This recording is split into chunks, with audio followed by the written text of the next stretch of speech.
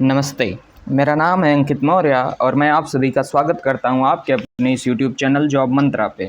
हम high court के PYQ series में साइंस वाले सेक्शन में आज हम सेट 14 कर रहे हैं, ठीक है। तो चलिए देखते हैं आज कौन कौन से क्वेश्चन हैं। पहला क्वेश्चन क्या है कि 3 दिसंबर को क्या मनाया जाता है। 3 दिसंबर को मनाया जाता है विश्व विकलांग दिवस, यानी वर्ल्ड डे ऑफ हैंडीकैप्ड, यानी कि PWD भी कह सकते हैं, पर्सन विद डिसेबिलिटीज, ठीक है। तो इसमें से कौन सा ऑप्शन सही हो गया? ऑप्शन ए सही हो गया। क्या? Person with disabilities. किस तारीख को मनाया जाता है ये? 3 दिसंबर को, ठीक है। अगला क्वेश्चन देखते हैं। भोपाल गैस त्रासदी में कौन सी गैस लीक हुई थी? भोपाल गैस त्रासदी में कौन सी गैस लीक हुई थी? Methyl isocyanide. कौन सी थी? Methyl isocyanide. मिथाइल को CH3 हो गया, NC, ये गैस लीक हुई थी, मिथाइल आइसोसाइनाइड लीक हुई, ठीक है, ठीक है।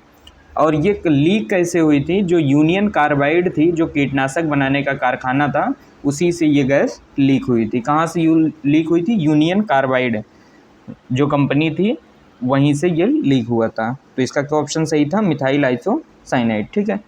साधारण नमक का रासायनिक नाम क्या है? साधारण नमक क्या होता है? सोडियम क्लोराइड होता है। क्या होता है?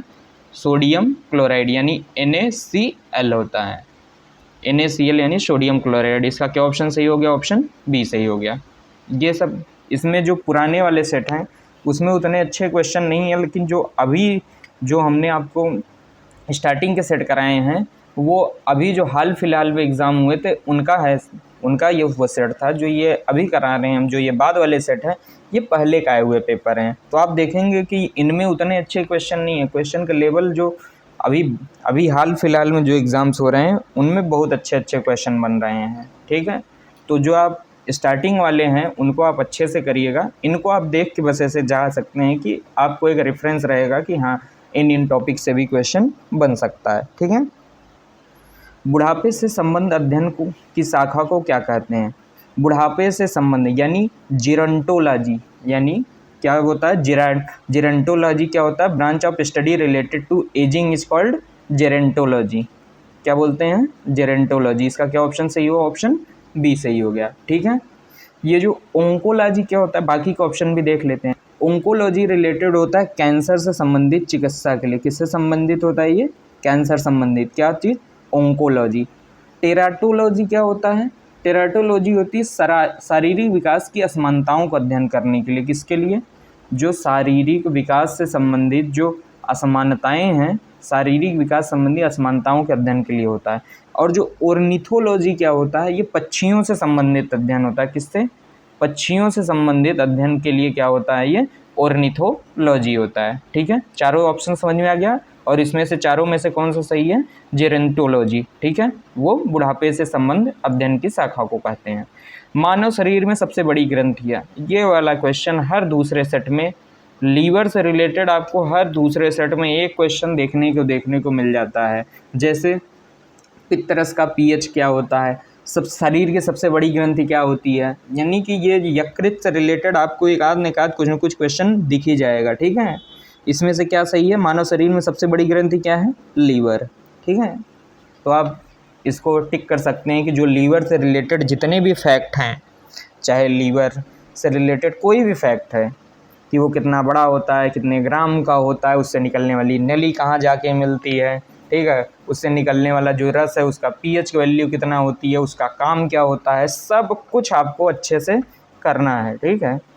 क्योंकि ये हर दूसरे सेट में इससे रिलेटेड कुछ ना कुछ क्वेश्चन यदि आपने शुरू से लेकर अब तक सेट किए होंगे तो आपको पता होगा कि हर दूसरे सेट में इससे रिलेटेड कुछ ना कुछ क्वेश्चन तो है ही। इनमें से कौन सा रक्त समूह व्यक्ति प्रत्येक रक्त समूह वाले डोनर दाता से रक्त प्राप्त कर सकता है? देखिए, इसका जो जुगाड़ ये है उसको आप ऐसे याद रख सकते हैं, देने वाला वो एक है, देने वाला वो एक है, लेकिन लेने वाले ये भी हैं, ठीक है। क्या? देने वाला वो एक है और लेने वाले ये भी हैं। तो हमको क्या देखना है? रक्त प्राप्त कर सकता है यानी ले सकता है। तो इसमें से क्या ऑप्शन सही हो गया? ऑप्शन बी, ठीक है। क्या ऑप्शन सही हो गया? बी वाला ऑप्शन में जो ए बी ग्रुप है वो सबसे, ये क्या बोलते हैं हम इसको, यूनिवर्सल रेसिपिएंट बोलते हैं, यानी सार्वभौमिक प्राप्त करता होता है ए बी, ठीक है, क्योंकि इसमें कोई भी एंटीजन नहीं पाया जाता, ठीक है। सबसे छोटी फूलदार पौधा कौन सा है? सबसे छोटा फूलदार पौधा है वो उसको बोलते हैं वोल्फिया। क्या बोलते हैं? वोल्फिया। इसी को ही हम लोग बोलते हैं, इसका दूसरा नाम था वो वाटर मिल और डकवीड भी कहा जाता है। किसमें से क्या सही है? वोल्फिया। सबसे छोटा फूलदार पौधा क्या होता है? वोल्फिया, ठीक है। ये एक्चुअली में जल में जब पानी के ऊपर ये तैरता हुआ हमको मिलता है। कौन सा? ये वाला फूल। कौन सा? वोल्फिया। ये दुनिया का सबसे छोटा फूलदार पौधा है, ठीक है। अगला क्वेश्चन देखते हैं।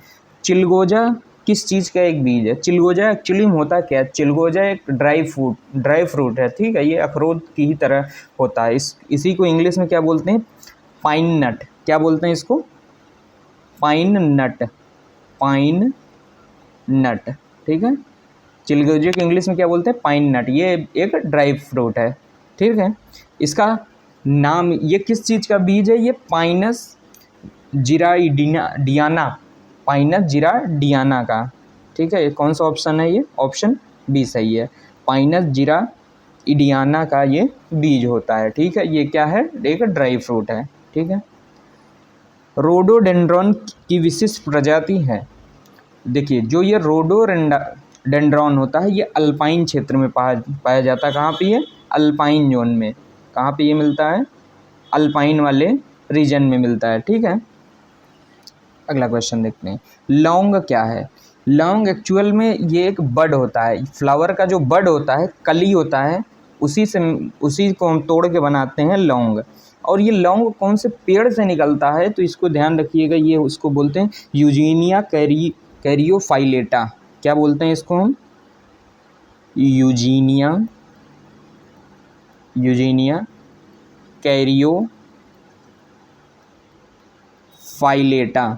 कैरियोफाइलेटा, ठीक है। ये इस वाले पेड़ के कली से हम लोग निकाल के क्या बनाते हैं? लौंग बनाते हैं। पत्तों में जो बिंदु स्राव क्या क्या कारण होता है? देखिए, क्या होता है कि जब जो पेड़ होते हैं वो अवशोषण जड़ से जो होते हैं वो जल का अवशोषण अधिक कर लेते हैं, यानी कि पानी का अवशोषण अधिक कर लेते हैं और वाष्पोत्सर्जन उतना हो नहीं पाता है। तो इस वाले स्थिति में ये होता है कि जो पत्तियां होती हैं उनमें पत्तियों में नीचे की ओर से एक बूंद बूंद ऐसे पानी टिपकने लग जाता है, ठीक है। तो इन चारों ऑप्शन में जो बेस्ट ऑप्शन है वो है इवेपोरेशन, यानी कि वाष्पोत्सर्जन के कमी के कारण ही ऐसा होता है। तो इसमें से क्या ऑप्शन सही हो गया? ऑप्शन बी सही हो गया, ठीक है। अगला क्वेश्चन देखते हैं। रेशेदार ऊतक जो दो हड्डियों को जोड़ता है, जो दो हड्डियों को जोड़ता है उसको क्या बोलते हैं? लिगामेंट यानी स्नायु। क्या बोलते हैं इसको? लिगामेंट यानी स्नायु। इसका जो एक्चुअल में इंग्लिश होता है वो होता है लिगामेंट। क्या बोलते हैं इसको? लिगामेंट, ठीक है, लिगामेंट। और जो ये टेंडन होता है यानी कि कंडरा, इसी को कंडरा बोलते हैं, इसी को टेंडन बोलते हैं। टेंडन का क्या काम होता है? ये मांसपेशी और हड्डी को जोड़ता है। किसको जोड़ता है? मांसपेशी और हड्डी को जो ये जोड़ने का काम करता है। कौन सा? कंडरा या फिर टेंडन, ठीक है। जो ये स्नायु है ये दो हड्डियों को जोड़ने का काम करता है। लिगामेंट और टेंडन में डिफरेंस आप याद रखेंगे, ठीक है। हो सकता है ये वाला क्वेश्चन फिर से आगे आपको रिपीटेड फॉर्म में देखने को मिल जाए। डॉक्टर नॉर्मन बोरलॉन्ग किससे संबंधित थे? देखिए, जब मैक्सिको में खाद्य संकट आया था तो ये उसको दूर करने के लिए वहाँ पे गए थे। ये अमेरिकी कृषि वैज्ञानिक थे, ये मैक्सिको में काम कर रहे थे। किस पे? ताकि वहाँ पे जो खाद्य उत्पादकता है उसको बढ़ाई जा सके। खाद्य उत्पादकता किससे रिलेटेड होता है? ग्रीन रिवॉल्यूशन से। किससे होती है? ग्रीन रिवॉल्यूशन से रिलेटेड होती है, ठीक है। इन्हीं को क्या कहा जाता है? ग्रीन रिवॉल्यूशन के जनक के रूप में जाना जाता है। किसको? डॉक्टर नॉर्मन बोरलॉन्ग को। इसलिए इसका क्या ऑप्शन सही हुआ? ऑप्शन ए सही हो गया। हड्डियों में कौन सा सॉल्ट सबसे अधिक मात्रा में पाया जाता है? हड्डियों में सबसे अधिक मिलता है Ca3PO4। क्या मिलता है? Ca3PO4। Ca3PO4 को क्या बोलते हैं? कैल्शियम फॉस्फेट बोलते हैं। क्या बोलते हैं? कैल्शियम फॉस्फेट बोलते हैं। ठीक है, जो हमारे हड्डी और दांत होते हैं ये कैल्शियम फॉस्फेट से ही मिलकर के बने होते हैं। माचिस की तीलियों के निर्माण में किसका उपयोग होता है? माचिस की तीलियों के निर्माण में रेड फास्फोरस का यूज होता है। किसका यूज होता है? रेड फास्फोरस का। ठीक है, इसका ऑप्शन क्या सही हो गया? ऑप्शन डी सही हो गया, ताकि जब भी हम घिसें वो तुरंत ही माचिस जल जाए। और इसके लिए बेस्ट जो आज तक हमारे पास मटेरियल है, मतलब बेस्ट क्या, सस्ता भी हो और हमारा काम भी चल जाए, तो हम ऐसे ही तो हमारे यूज में चीज़ें आएंगी। बाकी बेस्ट तो और भी हैं, लेकिन ये ऐसा है कि जो सस्ता भी है और उससे हमारा काम भी चल सकता है, इसलिए हम किसका यूज करते हैं? रेड फास्फोरस का। ठीक है, अगला क्वेश्चन देखते हैं। मानव नेत्र अपना प्रतिरूप निर्मित करता है। प्रतिरूप यानी इमेज। प्रतिरूप का क्या मतलब होता है? इमेज। जब आपको हिंदी में थोड़ा भी कन्फ्यूजन हो, आप एक बार इंग्लिश वाले क्वेश्चन को पढ़ने की आदत डालिए। ठीक है, जैसे हमारी ये आँख है, ठीक है, यहाँ पे लेंस लगा हुआ है आगे की ओर, यहाँ से लाइट आई, ठीक है, यहाँ से रिफ्रैक्शन के बाद यहाँ पे पीछे की ओर एक रेटिना बना होता है। रेटिना यानी कि पर्दा, यहीं पर आके लाइट मिलती है। ठीक है, और यहीं पे इमेज बनता है, और इमेज से यहीं से रेटिना से ही एक मांसपेशी गई होती है जो हमारे ब्रेन को सिग्नल देता है। ठीक है, ब्रेन को सिग्नल देता है। तो ये इमेज कहाँ पे बन रही है? रेटिना पे बन रही है। ये आँख के पिछले वाले हिस्से में पाया जाता है। ठीक है, अगला क्वेश्चन देखते हैं। पेंसिलिन की खोज किसने की थी? पेंसिलिन की खोज की थी अलेक्जेंडर फ्लेमिंग ने। किसने किया था? अलेक्जेंडर फ्लेमिंग ने किया था। इसका क्या ऑप्शन सही हो गया? ऑप्शन डी सही हो गया। और पेंसिलिन की खोज कब हुई थी? ये खोज हुई थी 1928 में। कब हुई थी? 1928 में। इस फैक्ट को भी याद रखिएगा कि पेंसिलिन की खोज अलेक्जेंडर फ्लेमिंग ने 1928 में किया था। ठीक है, एक मजबूत इलेक्ट्रोलाइट का उदाहरण क्या है? इलेक्ट्रोलाइट क्या है? ये इसमें जो बेस्ट वाले जो ऑप्शन है, यहाँ पे जिंक क्लोराइड का भी इलेक्ट्रोलाइट बन सकता है, एसिटिक एसिड का भी बन सकता है, हाइड्रोजन साइनाइड का भी बन सकता है, लेकिन जो इसमें सबसे बेस्ट वाला ऑप्शन सही है वो ऑप्शन सही है NaCl। ठीक है, जब ये पानी में जाते हैं, जब हम इसको पानी में मिलाते हैं तो ये क्या करता है? आसानी से जो इलेक्ट्रॉन के फ्लो को होने देता है। ठीक है, तो यही क्या हो जाता है? बेस्ट इलेक्ट्रोलाइट के रूप में हम इसको यूज कर सकते हैं इन चारों ऑप्शन में से ही। निम्न में से कौन सा पदार्थ इलेक्ट्रिक बल्ब के तंतु को तैयार करने के लिए प्रयुक्त होता है? ये वाले भी क्वेश्चन रिपीटेड है, पहले भी ये वाला क्वेश्चन आ चुका है। इसका क्या ऑप्शन सही होगा? टंगस्टन। टंगस्टन का यूज क्यों करते हैं?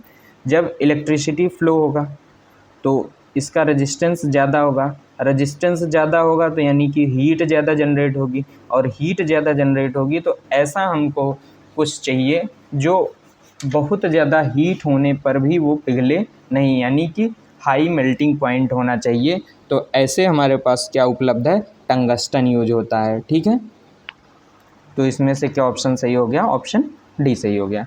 सलाइवा। सलाइवा यानी कि जो हमारा लार होता है उसमें क्या होता है? उसमें पाया जाता है एमाइलेज। एमाइलेज के ही कारण तो स्टार्च का पाचन होता है। तो इसमें से जो ऑप्शन ए है, सलाइवा में क्या पाया जाता है? एमाइलेज। एमाइलेज के ही कारण किसका पाचन होता है? किसका? स्टार्च का पाचन होता है। ठीक है, स्टार्च का पाचन किससे होता है? एमाइलेज के कारण, और ये मुख से ही इसका पाचन शुरू हो जाता है। ये वाला भी क्वेश्चन पहले आ चुका है, ठीक है, पिछले सेट में। बेकिंग सोडा का रासायनिक सूत्र क्या होता है? ये वाला भी क्वेश्चन ऑल टाइम फेवरेट है, सदाबहार क्वेश्चन है। इससे भी हर दूसरे सेट में क्वेश्चन देखने को मिल ही रहा है। ठीक है, तो बेकिंग सोडा का क्या फार्मूला है? NaHCO3। क्या होता है? NaHCO3। NaHCO3 को क्या पढ़ेंगे हम? Sodium by carbonate. क्या पढ़ेंगे? सोडियम बाई कार्बोनेट पढ़ेंगे। ठीक है, इसलिए इसका क्या ऑप्शन सही हो गया? ऑप्शन डी सही हो गया। सील बंद बैग में भंडारण के दौरान आलू के चिप्स के ऑक्सीकरण को रोकने के लिए चिप्स निर्माता किसकी उपस्थिति में पैकेट को सील करते हैं? देखिए, ये जो चिप्स का पैकेट आता है ये जल्दी ख़राब ना हो, इसलिए हम क्या करते हैं कि उसमें नाइट्रोजन गैस भर देते हैं। कौन सी गैस भर देते हैं? नाइट्रोजन गैस भर देते हैं। इससे क्या होता है कि जो उसमें चिप्स है वो ज़्यादा दिन तक, मतलब कि ठीक रहता है, हम उसको ज़्यादा दिन तक खा पाते हैं। ठीक है,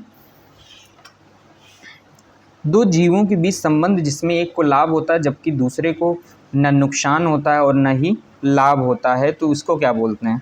देखिए, इस कंडीशन में कुल मिला के एक दूसरे पर यह जो परस्पर स्थिति होती है, इसमें टोटल 8 बातें बनती हैं। ठीक है, उनमें से एक कंडीशन होती है ये कि एक को लाभ हो रहा है, ठीक है, जबकि दूसरे को न नुकसान हो रहा है न लाभ हो रहा है, तो इसको बोलते हैं सहभोजिता। क्या बोलते हैं? कमेंसलिज्म। क्या बोलते हैं इसको? कमेंसलिज्म। ठीक है, कमेंसलिज्म। ठीक है, तो आज आप जाएंगे इस वाले टॉपिक को अच्छे से पढ़ लेंगे कि जो ये सहजीविता होती है कितने टाइप से होती है और इनको जो हर एक प्रकार हैं उनके लिए क्या क्या कंडीशन होती हैं। ठीक है, जैसे ये परजीविता होती है, पैरासाइटिज्म क्या होता है, सहोपकारिता क्या होती है, ठीक है, म्यूचुअलिज्म क्या होता है, प्रोटो कॉर्पोरेशन क्या होता है, ये आप इसको अच्छे से पढ़ लेंगे ताकि ये जब अब दोबारा इस टाइप से क्वेश्चन बने तो आपसे गलत ना हो। ठीक है, अगला क्वेश्चन देखते हैं। निम्न में से स्वपोषित के कथन के संदर्भ में कौन सा कथन असंगत है? देखते हैं। सौर प्रकाश और हरित लवक, सौर प्रकाश यानी कि क्या हो गया, ये सनलाइट हो गया। ठीक है, और हरित लवक को इंग्लिश में क्या बोलते हैं? क्लोरोफिल। ये किसकी उपस्थिति में जल और कार्बन डाइऑक्साइड का उपयोग करके करते हैं? ठीक है, वाटर और कार्बन डाइऑक्साइड का उपयोग किसके स्थिति में करते हैं? सौर प्रकाश और हरित लवक की उपस्थिति में। तो ये वाला ऑप्शन तो ठीक लग रहा है। ठीक है, मंड के रूप में कार्बोहाइड्रेट का संग्रहण करते हैं। मंड को क्या बोलते हैं? स्टार्च। कार्बोहाइड्रेट का संग्रहण किसके रूप में होता है? मंड के रूप में। ये भी ठीक है। कह रहा है कि तीसरे वाले ऑप्शन में कह रहा है कि सौर प्रकाश की अनुपस्थिति में कार्बन डाइऑक्साइड और जल का कार्बोहाइड्रेट के रूप में रूपांतरण करते हैं। ये वाला नहीं सही है। ये क्या होता है कि कार्बन डाइऑक्साइड और जल का कार्बोहाइड्रेट के रूप में जो रूपांतरण होता है वो सौर प्रकाश की अनुपस्थिति में नहीं, इसकी उपस्थिति में होता है। तो यानी कि जो ऑप्शन सी है वो वाला ऑप्शन गलत है। आहार, डी वाला ऑप्शन देखते हैं। आहार श्रृंखला में प्रथम पोषण स्तर पर होते हैं। ये जो सब पोषित होते हैं यानी ऑटोट्रॉफ्स, यहीं से ही तो मतलब कि श्रृंखला पोषण स्तर की शुरुआत तो यहीं से ही होती है। तो यानी कि डी ऑप्शन भी सही है। इसमें सिर्फ कौन सा ऑप्शन गलत है? सी ऑप्शन गलत है। ठीक है, कि क्यों गलत है? ये सौर प्रकाश की उपस्थिति में होता है, न कि उसके अनुपस्थिति में होता है। आहार नली के संकुचन और प्रसरण की प्रवृत्ति को क्या बोलते हैं? इसको बोलते हैं पेरिस्टेलिक मूवमेंट। क्या बोलते हैं इसको? पेरिस्टेलिक मूवमेंट। यानी कि कौन सी? पेरिस्टेलिक क्रिया हो गई। ठीक है, क्या बोलते हैं? आहार नली के संकुचन और प्रसरण के ही कारण तो भोजन आगे बढ़ता है। ठीक है, जब उसमें संकुचन होगा और प्रसरण होगा, उसी के ही कारण जो भोजन होता है वो आगे बढ़ता हुआ चला जाता है। और इस मूवमेंट को क्या बोला जाता है? पेरिस्टेलिक मूवमेंट बोला जाता है। ठीक है, आई होप ये सेट में आपको मज़ा आया होगा।